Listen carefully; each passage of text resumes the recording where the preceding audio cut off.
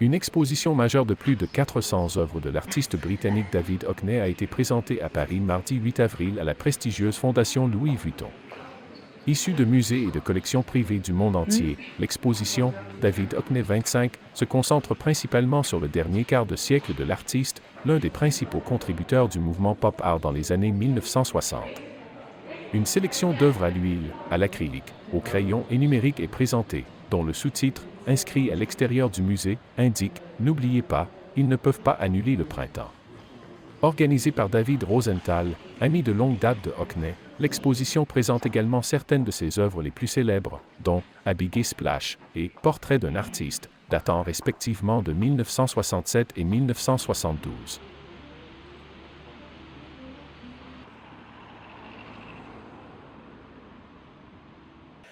J'ai reçu un appel téléphonique de David Hockney. Est-ce que je serais commissaire de cette exposition si on le lui avait dit? J'ai dégluti et j'ai simplement répondu « Bien sûr ». Et vous savez, son associé, Jean-Pierre, a suggéré que nous fassions une exposition sur les 25 dernières années de son travail, ce qui est, en principe, une excellente idée.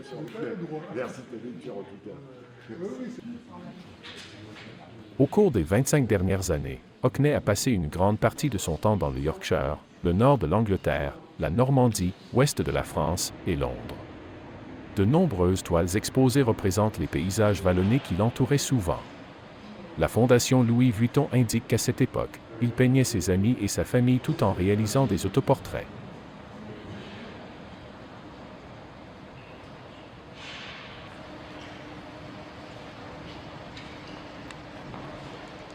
J'ai appris à comparer David Hockney à Picasso.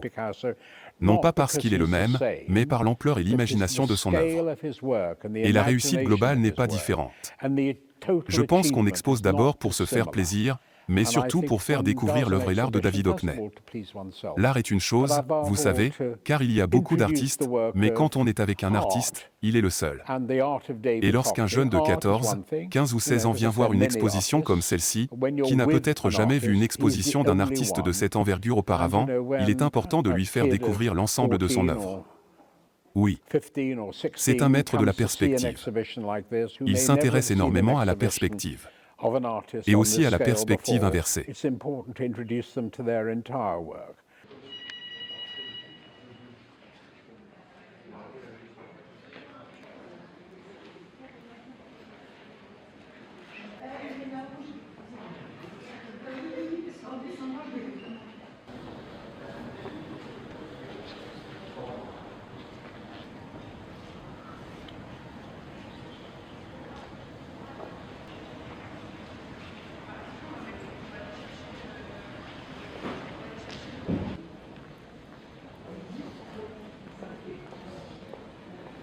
Il y a une magnifique peinture d'une chaise en perspective inversée, mais tout à fait réelle.